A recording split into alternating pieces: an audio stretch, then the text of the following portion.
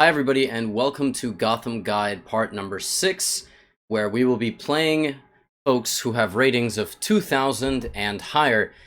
Actually, this is my second attempt at recording this video because the first time I recorded it, I was live streaming, and I encountered a few very suspiciously strong 2000 rated players.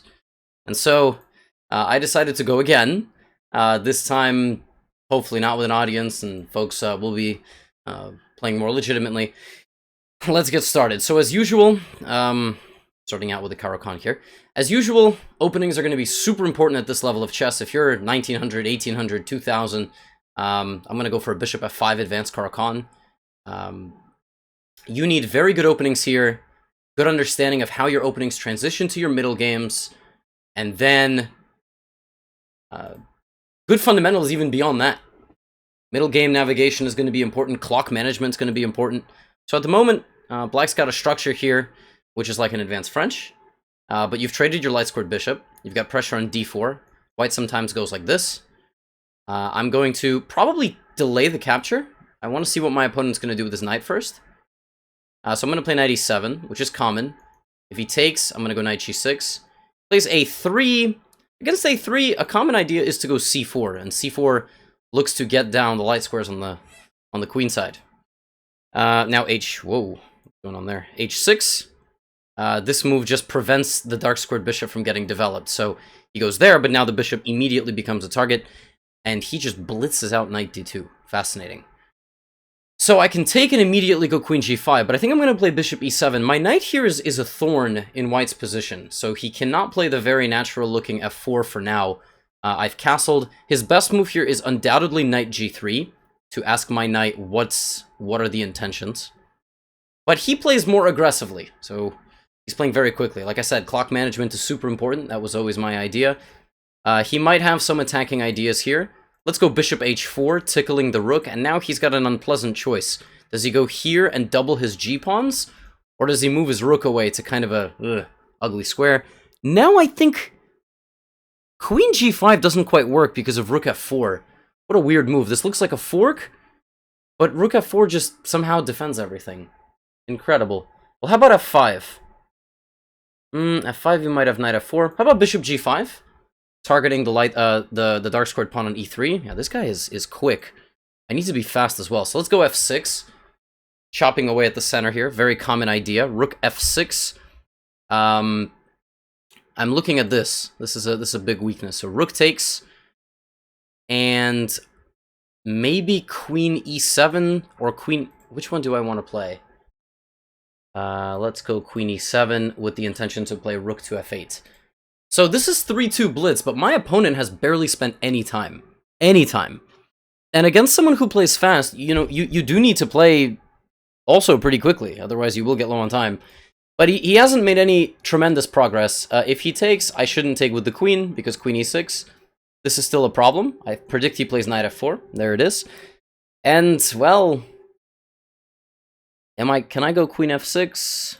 I mean, I might just have to throw in this move and navigate an endgame, which probably does not leave me many winning chances. So let's go queen f6, see if he goes for this. He does.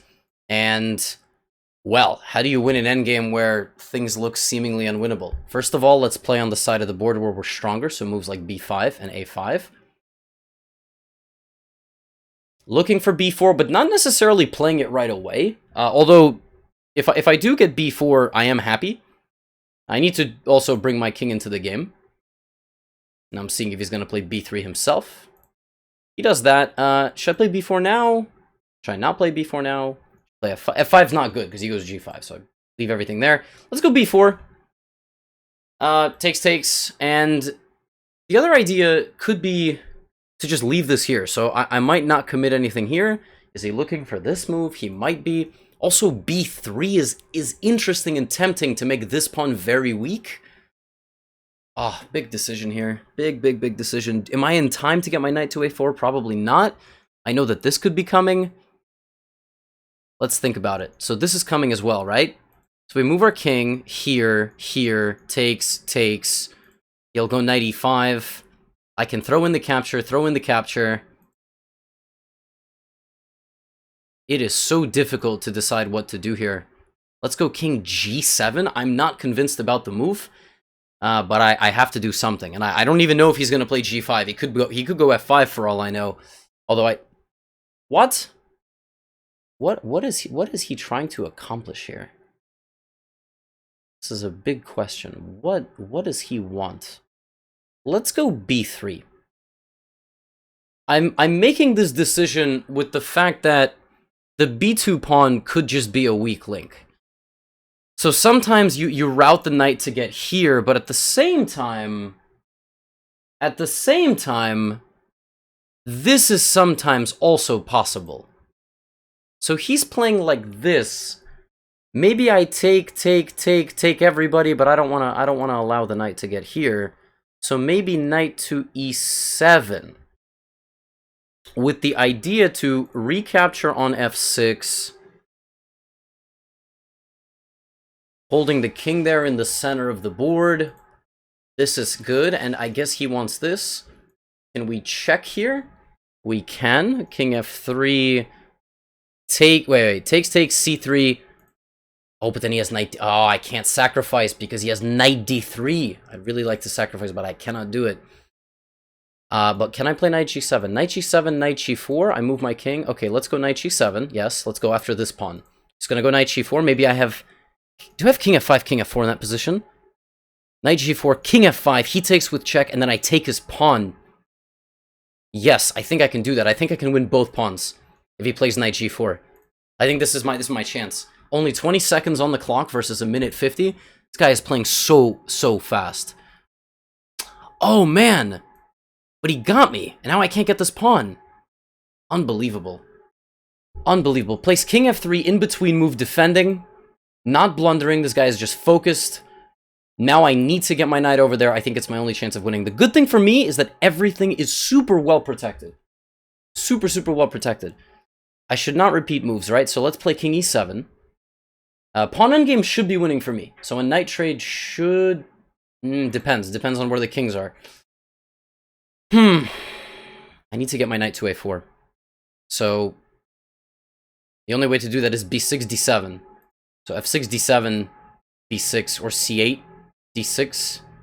Like this. Gotta work backwards. So here. Okay.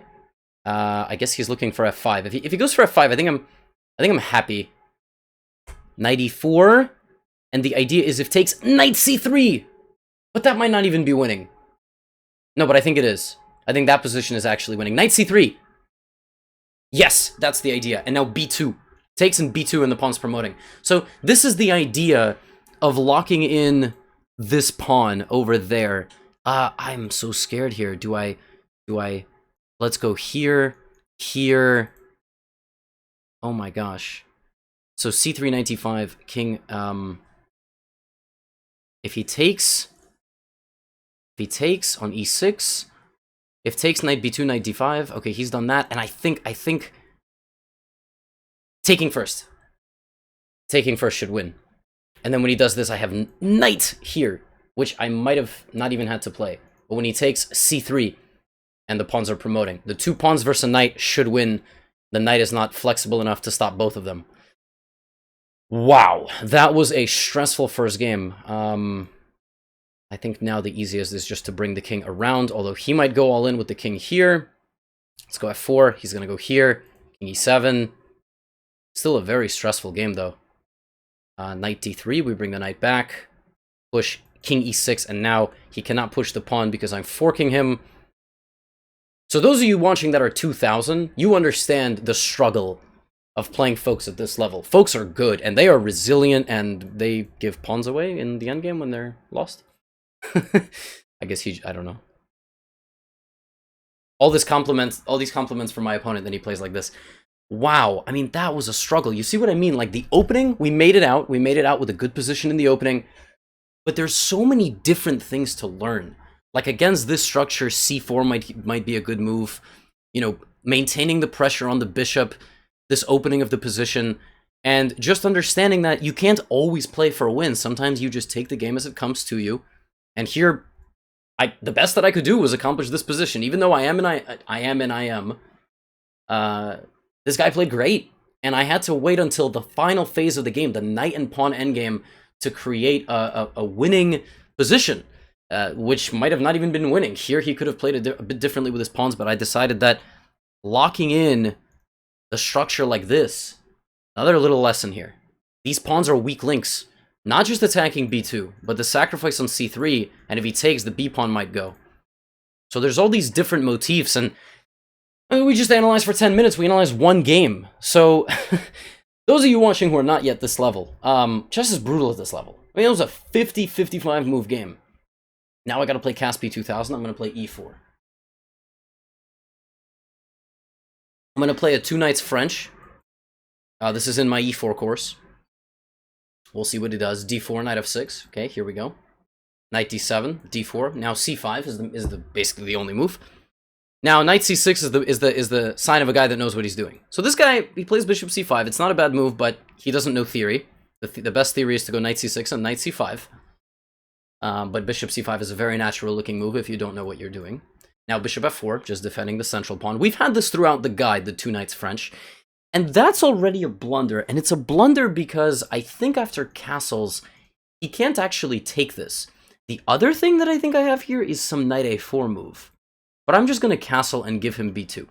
And if he doesn't take... Okay, he does take b2, but I think this is just lost. I just need to remember why. So I think it's knight b5, threatening knight c7. So... And then after that, there is some way here to trap the queen. And I think it's bishop d2, and then bishop here. I think that's the idea. Maybe it's like a4, rook here. It's good to know how to trap the queen in the opening where you're trying to trap their queen. But this queen just basically gets stuck here. There is no way to avoid it. I just need to remember how. So he does play king d8, but this is already probably lost because there's also knight g5. Rook b1, he's going to take here. a4, the queen is a little bit stuck. So if I play bishop d2,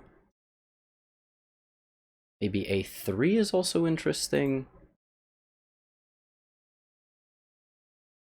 Let's think about this for a second. Rook b1, he's just taking, so a4. There's also bishop d2 with the idea to play bishop c3. Bishop d2 looks very promising. Queen's just got no squares. So I'm looking at these like few moves to stop me from playing bishop c3. Taking on e5 does not help. He does take on e5, but that does not help. His queen is still trapped. And there we go. So with black, in the first game, we saw an example of both players knowing the opening, but us having to go to move 40 to create any sort of winning chances. And here with white, we just see that, you know, if you're playing sidelines and you're playing aggressively with e4, course is, I have an e4 course, by the way. Quick plug. But this is, you know, this is one of my recommendations against e4, with e4, the 2 knights French. We saw a guy with black who didn't know what he was doing, and he got a disastrous position. He lost his queen on 12th move of the game. So, openings are very important at this level. And even in the last game, you see that openings don't get you winning advantages with black sometimes. They just get you positions that you have to play through. If I play queen d3, what is he? He wants to sacrifice for the rook? So his idea here is that if I take his queen... What is his idea? I don't know. Well, when a player blunders a queen very early, he's probably going to make more mistakes than just that. So now I have queen g5, and it's check, and I'm picking up g7. He can try to stabilize the position as best as he can, but, you know, being down a queen is a lot. You're probably not going to save the game. You're probably not going to save the game. Not at this level.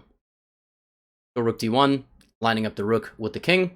I expect a6, just a move to get me out of there, but he probably should be resigning because there is no way to save this.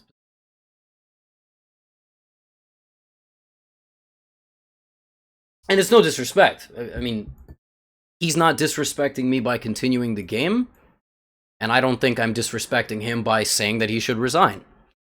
But if you want to create, winning chances, or just, trying to hold this position with black, you've got to find a way to coordinate your pieces and protect your king. The problem is that right now he cannot do both. He just cannot do both of those. I can also just... I'm up a lot, but it never hurts to be up more. Alright, he is trying to get away. Let's take. He's doing a good job, though. Oh, that's not a good move. Why would he do that? He was actually doing a pretty good job, and then now he just...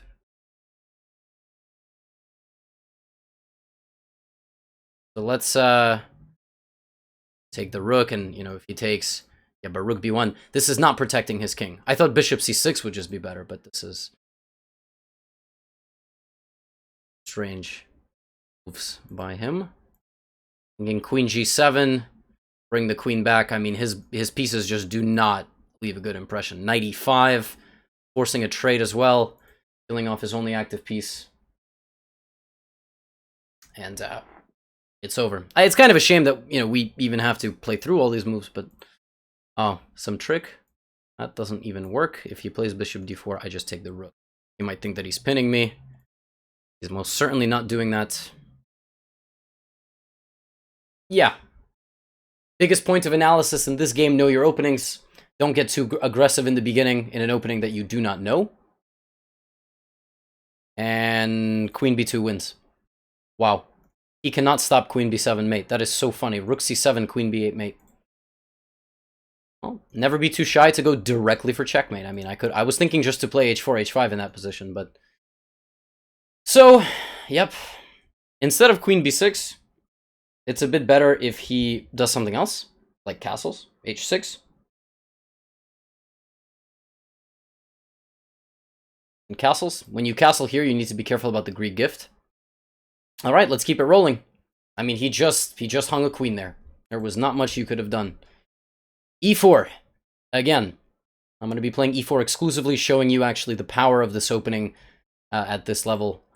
I don't have a course on d4, so... uh-oh, he's disconnecting. All right, I'm not gonna wait much more. Game's gonna abort in 5 seconds here. Sometimes this does happen. Right? Now, unfortunately, I probably will be getting black in the next game. So I wasted a game on an opponent that does not exist.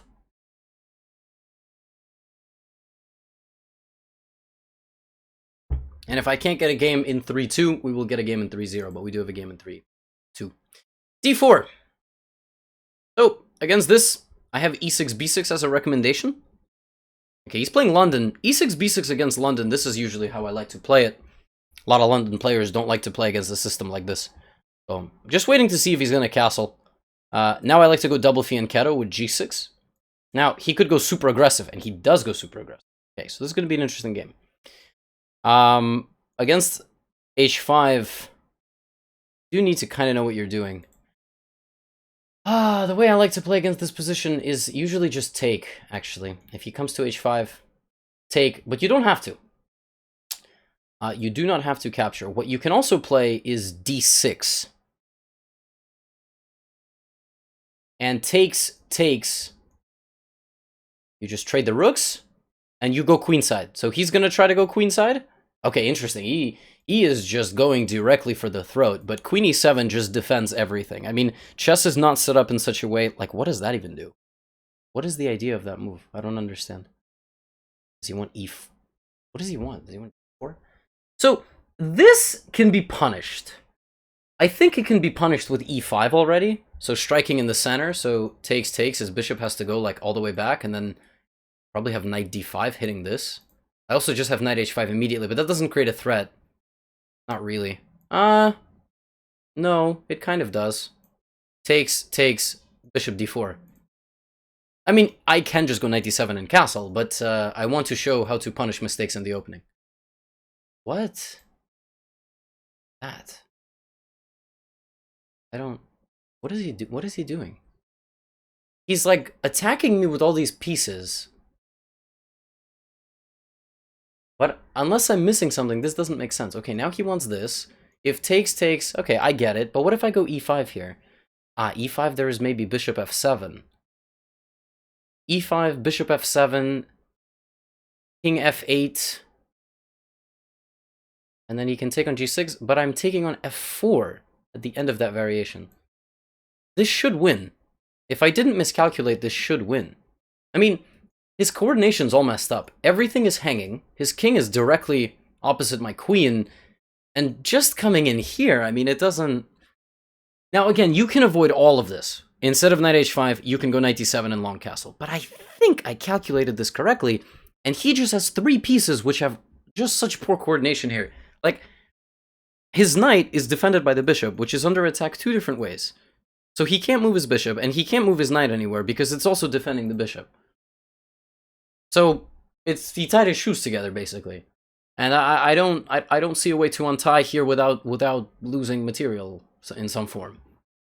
This move does make sense if I take on f4, but I think I just go here, and like, even though the queen is opening up, he has nowhere he can put it. So, you know, even if he goes knight c4, I just take the bishop, and now his knight is hanging, and then his bishop will hang also. So bishop g6 takes. Now the knight is hanging, so if he takes my knight, I'm just taking on g5. Also, his king is there. This is kind of what happens when you only play the game with 3 pieces. Yeah, he has this check. I know. I did see it, but maybe even king g8, by the way. But king g7 does attack the bishop, and then if there, I have queen h4. So I don't really like blocking my bishop, but this move forces his bishop to move, and although I can take the knight, I even think I have this, which might be even stronger. I also can maybe even take that. Oh my gosh, the position has so many tactical possibilities here. Wait, if I take on e3, excuse me, what exactly am I afraid of? I mean, this is hanging, that's hanging. Isn't this like mate somehow? Check here, check here. How am I not mating him? Okay, check. Wait, I also can take this with check. So he's just losing all his pieces here. that's really what's happening. Wait, but is it force mate? Do I have knight a6 and then rook d8? Is it just force mate? I think it's just force mate. I mean, his king's stuck in the center. So sometimes you can just go even higher danger. These 3 pieces are doing absolutely nothing. I'm threatening rook d8, which first of all wins the queen, and I'm also threatening... There must be some mate, right? Like, there has to be. It just doesn't make any sense. So now, by the way, you guys remember this guy? He can move, and it's discovered check. He can move, and it's discovered check. But do I even want the king to get there, is the question. Can I just play knight c5 here? It's not a check, but he can't check me. Oh my gosh, unbelievable. But maybe he has king b4. Maybe I'm getting a little bit carried away. So let's play king takes h7, check. What an unbelievable game this is. And now, I guess he has this check. So maybe it makes sense to throw in this check so that we are checking him. He's going to go here. And now we cannot quite get to his king. Somehow he found a way to escape. So when in doubt, you know, you don't want to get hit with counterplay yourself. So try to consolidate your position. So a move like, for example, queen h4. Which attacks 2 different things. And also, now he's probably looking at stuff near my king. Well, a queen trade, I will take a queen trade. I think I will easily win if there's a queen trade. I just moved my king out of danger. He can take the pawn, but I don't know. I mean, I just... Does that attack anything? Maybe just bishop a6. My king is pretty safe. I have a passed pawn. He checks me. I just play king g7. A little bit stressful. You know what made this game really difficult is that he played at light speed, this guy. I mean, this guy just played so fast. And when that happens, look, sometimes you end up losing positions where you were completely winning just because, I mean, you just can't keep up with the speed, you know? Like, he should be losing, but somehow he isn't. What is this? Check here, and I'm safe, and if he takes, I just take his bishop. And that's a rook. Okay. So finally, his poor play caught up to him. He lost all of his pieces. He is not going to flag me, and he is down quite a bit of material. I can't lie. That is a lot of material he is losing by. And I'm making another queen, so it's going to be 9 more points. And he resigns. So, what was the lesson here? I mean, he played extremely fast, but with increment, it's not so great. And for a guy that was playing so well the first 10 moves, I mean, everything that he did was logical. This early h4 attack into London is, you know, is fine. Right here, he just went a little bit too crazy, and we just defended. And when you sometimes have this opportunity to strike back in the center, notice your opponent's poor coordination. But you can also play knight d7 and long castle. That also is completely fine. What he should have done here is he should have played queen e2, long castled, and brought something to the h-file. That's how he should have proceeded in this position, and he was unable to find the critical approach. And every position has a critical approach. I was able to find the critical approach. This position puts White's position very much to the test. Maybe here I got a bit carried away. So here, maybe instead of taking, just take the simple approach like this. And one more thing I should say about navigating the opening. When he took, okay, when he took on g6, had he gone here, I would have just moved back. And, you know, this pawn made it all the way here, but he's not really doing anything, right? I mean, my next few moves are probably just this, and castle. This side of the board has been shut down. He's not really going to be invading. e6 is not very weak. Queen e7, knight d7. Maybe push e5. But now you know how to play e6, b6 against London, against a very aggressive opponent. So let's see what kind of style we're going to get now. So I'm going to go e4, playing e4 every game. I know some of you folks of d4 might be unhappy. Okay, let's go for a b3 Sicilian. This is in the course. Where's he going to move his pawn? Oh. 2 dark squared pawns. We play bishop c4. 2 dark squared pawns, bishop c4. Now against knight f6. I think f4 is a move in this position. I think the immediate f4 is a move. But you can also just play very calmly. I am just going to play calm positional chess with knight c3. a6 is always met with a4. And we just basically glue in the light squared bishop. We play knight e2, and we are pushing for f4 in the future. The f4 push will open up the f-file for our rook once we castle. And we will be able to potentially attack the black king. That is how this position is played. Also, queen e1, queen g3. King h1, always getting the king out of any sort of harm on this diagonal. He plays a6 as usual. The standard response to a6 is a4. He will not be succeeding, in getting b5 on the board. It is almost impossible to do that, and even if he does do it, he's going to waste a ton of time. Some people go knight a5. Some people really want the bishop, so they play knight a5, but you know, even that trade is not so bad for us because we replace all the pawns in the center with light squared pawns, and he loses a pretty good knight. So he gets our bishop, but with 8 pawns versus 8 pawns, he's not going to feel the power of having 2 bishops. And another question that comes up here is oftentimes, do we push or do we take? And both have merit. If we push, we lock out his light squared bishop, but we don't really get an open file for the rook. If we take, then complete opposite. His light squared bishop does have a diagonal to move on, and we don't. This looks like he's going to try to shut me out with this move. So against this, I can play the prophylactic king h1, but I think I'm just going to commit to f5. So I am going to take the route this game where we keep the center closed, and I'm doing that because I'm anticipating that he will play like knight d4 and maybe b5. He's going to go directly after my light squared bishop, and since I'm going to lose my light squared bishop, I want to keep the center closed. So I did predict this plan. I can take, but then I kind of give him what he wants. He wants to capture. One way to prevent this is to go a5. And the idea there is that if he plays b5, I just take en passant, so my bishop lives. The problem is that I think he can go back and take my pawn. And I'm not super thrilled about that. I can still go my typical king h1, but b5 is a menacing plan. So how do we put everything together here? How are we gonna do this? And we have to do it in a timely manner and you know, not blunder anything. So king h1, b5, knight d4 with knight c6 ideas maybe. He takes. Let's go king h1. Let's go king h1. b5. Takes. I can throw in knight d4 because I have knight c6. They'll recapture. And I will maybe take on b5. So this was my plan. Takes. Now, if I take on b5 with the knight, he does have knight e4. He does have knight takes e4. But I think it's okay. But again, chess is all about decision-making. I could be completely incorrect. Right?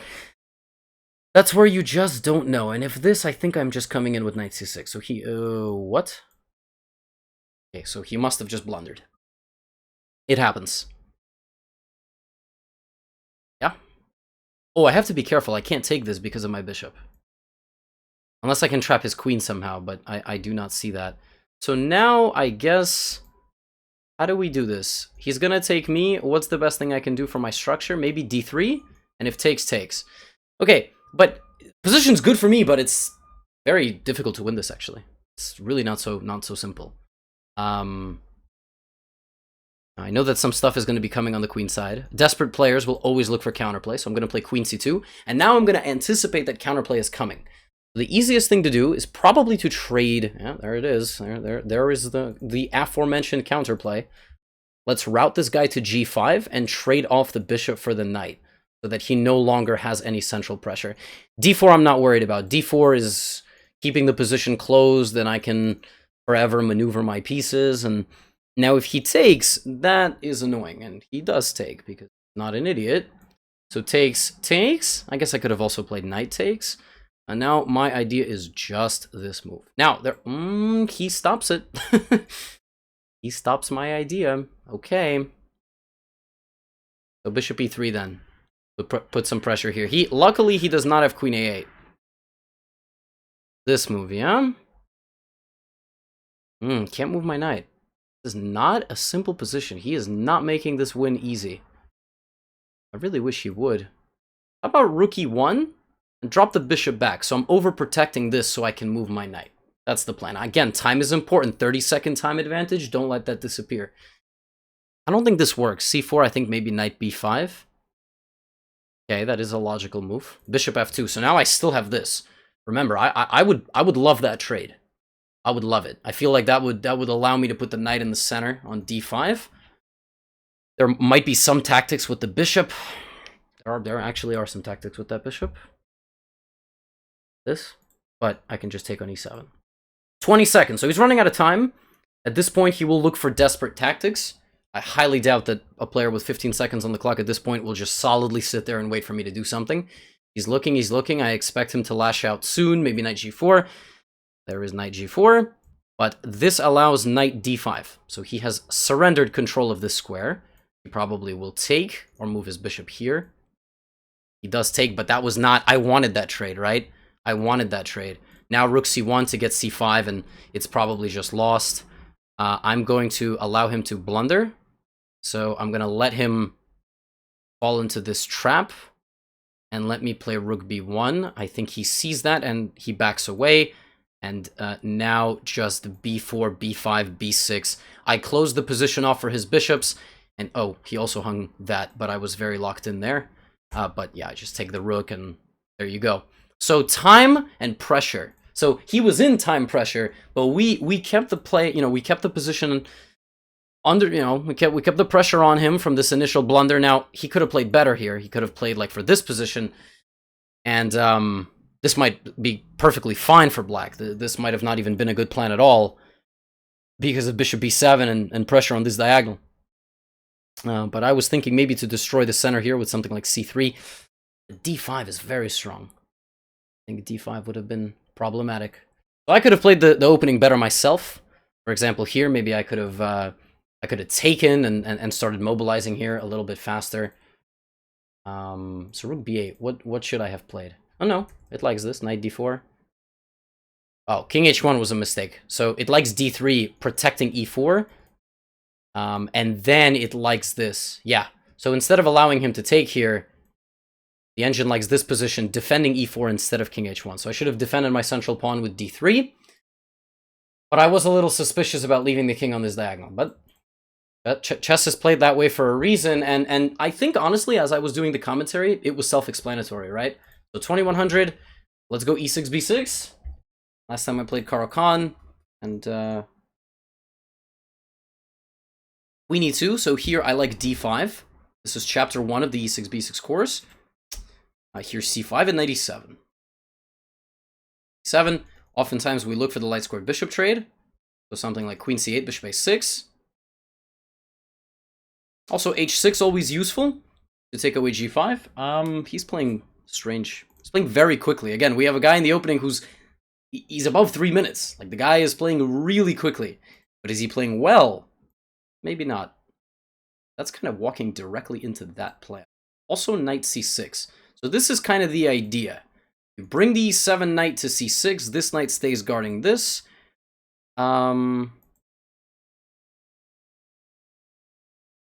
What if I take and offer this trade of queens? This is completely fine. This is positional chess. You're expanding on the queen side. You don't need to worry about knight b5. I mean, if he plays it right now, threatening this, even this really stupid looking move is okay. But knight b5 can just be met with queen b7, and then I kick the knight out. Okay, so him getting to d6 is not like the biggest headache. Maybe I shouldn't have allowed it, but actually knight b5, isn't c4 possible? That was a kind of a cool tactical trick. Wow, queen d1. I can just play knight d7, actually. Or do I just play c4? Let me play c4, take space on the queen side. We see the idea here with the bishop. Okay, bishop e7, b5, a lot of logical looking moves. Let's maybe b5 runs into some a4 stuff. But knight d7, see what he wants to do. h4, okay, he's showing that he's very aggressive. b5, now we are ready to continue.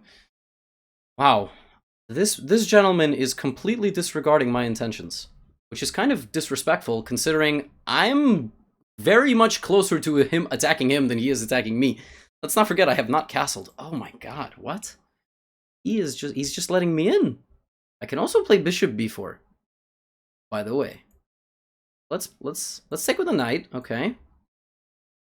What does he want? Now, it is a bit dangerous to castle here, because he does have the h-pawn, the sacrifice on h6 does loom, but not if you play like that, man. Not if you play like that, okay. I don't even have to take necessarily. I can just play something like, you know, queen b6, and if he takes, I'm taking. Oh, that's a clever move. I guess that's a clever move. Maybe castles now, or rook b8. Rook b8 is pretty logical. a5 is pretty logical. Let's castle. It's been a while. Haven't castled yet. Takes, and now what? What is he gonna? Okay, he takes like this. Rook b8. So it's gonna be a battle on the queen side. I mean, he's not gonna mate me. He is not mating me, and I don't think rook b1 is a smart move. I'll just tell you right now. I don't think that's a smart move either. Queen a5 with this idea. So he's gonna rook b1 now just loses a pawn.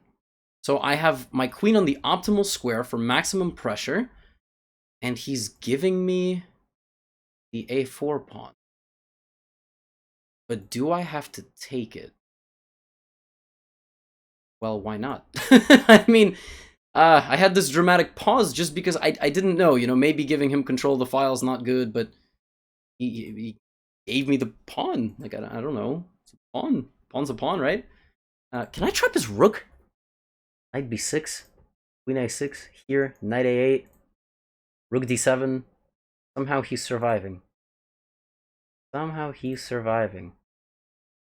Now, what is the next step? So if I play rook b8, he goes like queen somewhere over there. This is a little bit tricky. A little bit. Can't lie. I need to find a way to perfectly coordinate the pieces. So let's start with this. Now he's gonna go here, or he'll do that. that is also an option. Just go all in on the king side, which honestly doesn't look that stupid. I thought it was stupid. I'm not gonna lie. I thought it was a pretty stupid plan. But okay, I need to trade the rook. I think that's what I have to do. He's gonna go here. Ah, but that... I feel like he can't decide what to do. So a4, I mean g5. I'm threatening a3. Oh, a3 is a deadly move. a3, and he's losing because his queen needs to guard the rook. He's not fast enough with the kingside play. Now I could have taken and played a3 as well, but that's why he forgot that a3 was possible. He scanned it briefly. He was like, he can't go there, but he forgot that I actually can. That is a smart move.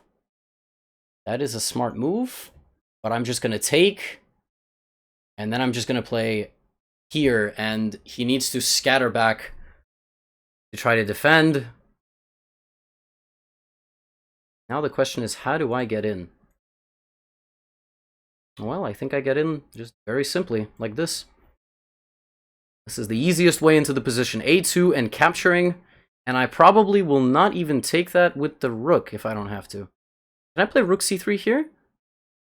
Rook c3 and back, maybe? Yeah, I think that's it. I don't even have to take this because this guy's hanging.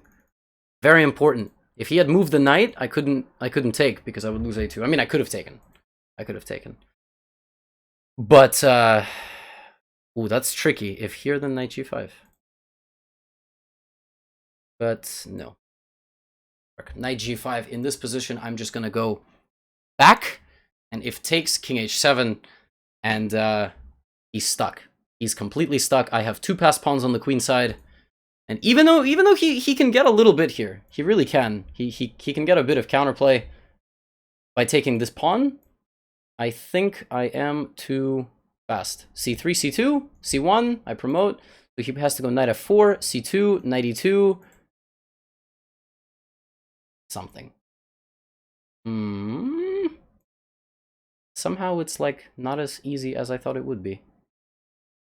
Rook b1, rook a2. c2, knight e2. Rook b1 takes, rook there. My goodness.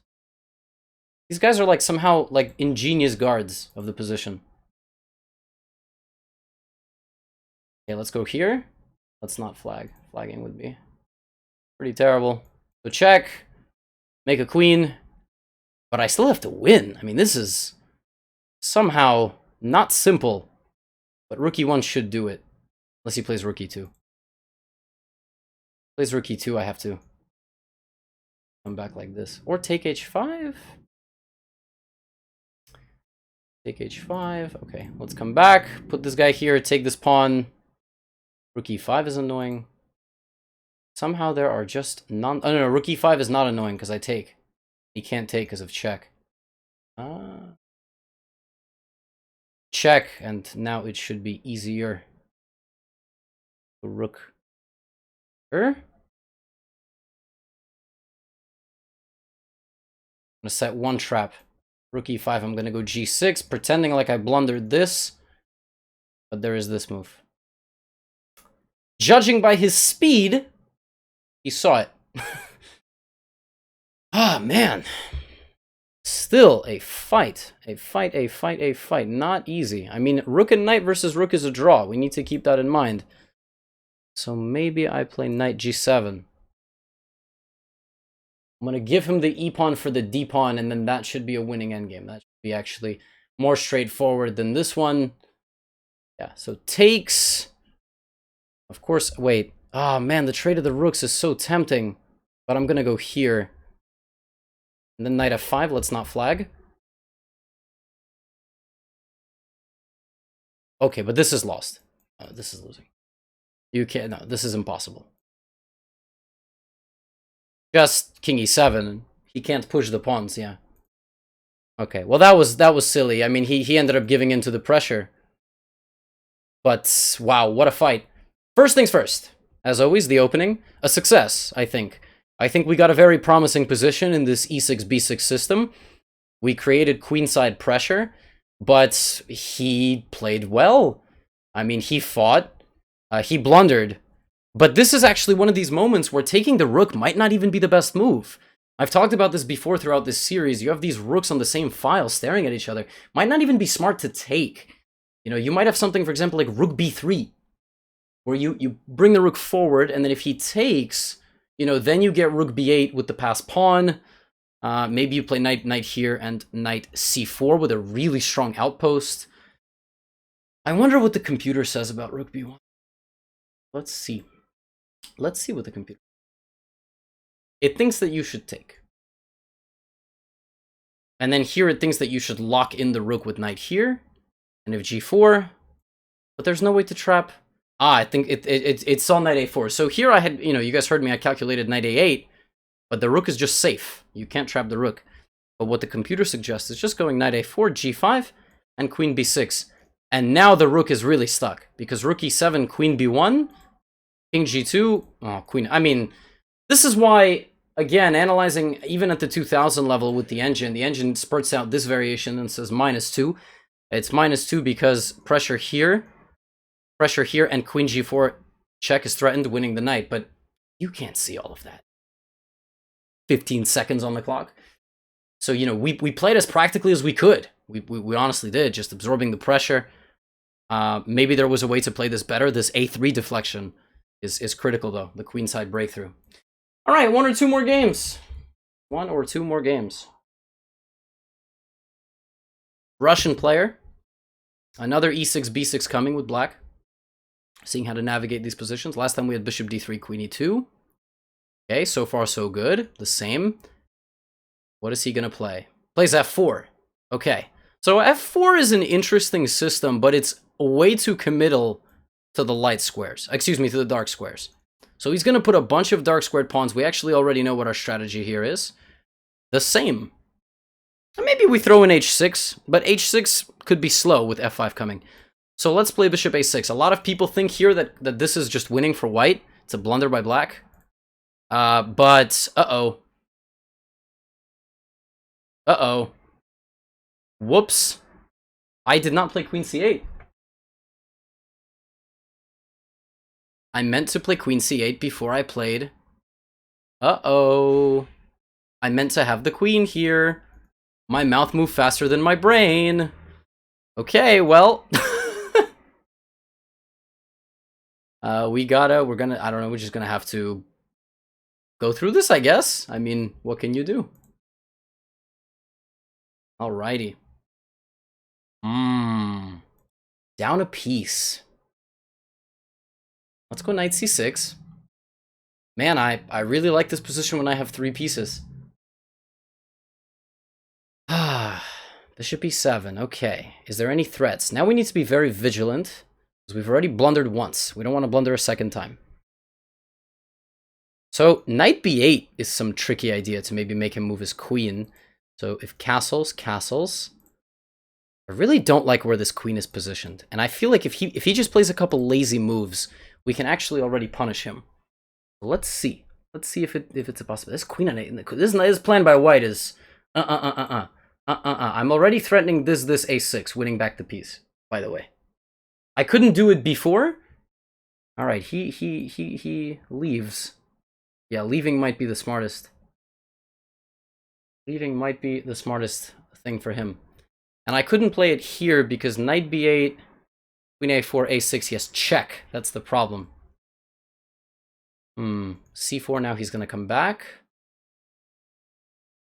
So what do? Do we take in the center?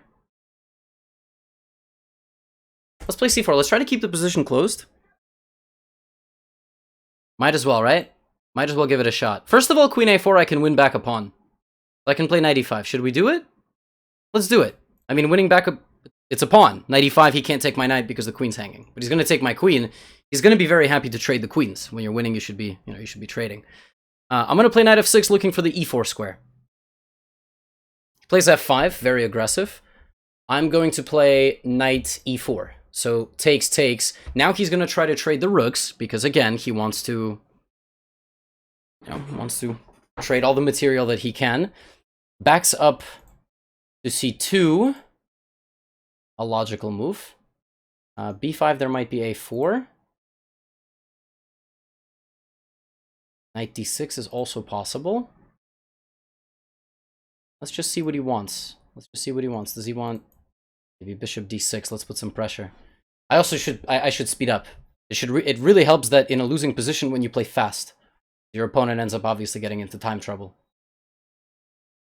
Plays bishop e3, no immediate threat that I see. I'm just going to play a quick move a6. I'm not even going to think. I know he can take and go for rook trades and stuff, and there it is. So I know the idea here for sure. I did not know the idea there for sure. I did not think that that was the idea. Well, I'm losing, right? So I should keep rooks on the board. I should not be trading. No trade. He's probably going to try to double or make a trade like this. Okay, takes. Rook is going to knight takes. Unexpected. b5, a5, b4. Need to do something. I have to do something. a4, I have some tricks. What is this? He wants knight here. a5, knight c6, and should I let him get there? I don't know. I might not really have a choice. So let's go here. Knight c6, rook a6, knight e5, and b4. I have to play where I'm stronger, right? And I am stronger on the queen side. I'm really doing my best. My knight is very well placed. The problem for me is this pawn. And if I lose this pawn, I might lose this pawn. And if I lose this pawn, I might lose this pawn. So just going for this might not quite work. And he's a3, which gives me some weird hope, you know? Like that b2 pawn in the endgame could be a liability. My queenside pawns could be strong. But now actually trading the rooks could help in some counterproductive way, you know, like c3. Again, we're getting low on time. I would love if my king could teleport to d6, but somehow walking through this ring of fire with the rook here would be very difficult. c3 and b2? c3, b2? c3 here, b2 here, here, knight d2. That's winning. But if I play c3, b2, rook b1, rook a3, rook f1, knight... Okay, let's do it. I mean, I don't see anything else. I don't see anything else. I also have this immediate move. Wait a second. I can play this immediately. And if rook f2, I have b2 attacking the rook. So the queenside breakthrough is actually working. Incredible. Against two knights. Wow. The power of these pawns in this e6, b6 system, still losing down a piece, is really quite something. I mean, we are just threatening to go b2 and the dual threat, so he stops me and gives me this. Do I take it, or do I just play rook b8 and try to play b2?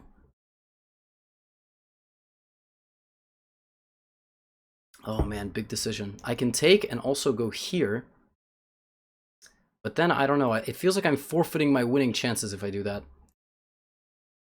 Rook. But there is also, he could just play knight b2. That actually is a problem. Keep it simple. I already blundered one piece in this game by mixing up the move order in the opening. Now I'm going to play rook a8. Wow. But we have come all the way back. Come all the way back. This pawn will hopefully serve us very well in the endgame. I think a rook trade now will help a lot because of just how strong this pawn is. But if he puts two knights like this, I'm going to have to use my king. I'm going to have to bring in El Rey. 30 seconds per player. Alright, he's deep in thought. He is now less time than we have. Stress, man. Stuff is stressful.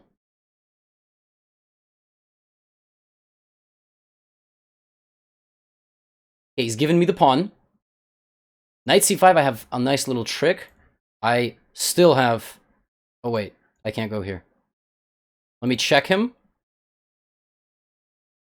And then rook a2. So now there is this trick. Of course, taking is lost.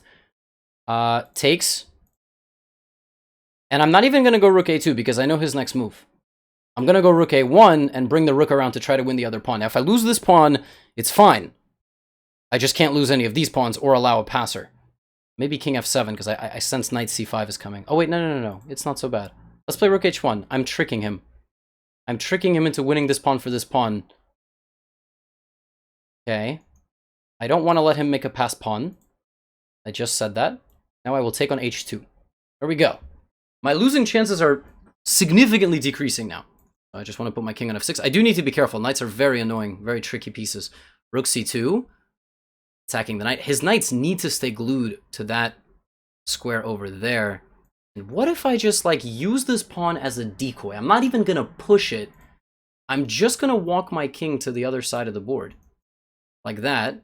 And now, when his king gets far away, that's when I will come back with this pawn. Maybe g5 was better to prevent king f4. Because now his king can come back. But I have king d5, king d4. So I'm using my h-pawn as a decoy. Can I even play like... I have an idea. I'm going to cut his king off. So his king can't come back to the game. It's now stuck on the h-file. We have king c3. The sacrifice is coming here on b2 to get his king away. Yep, and it's game over.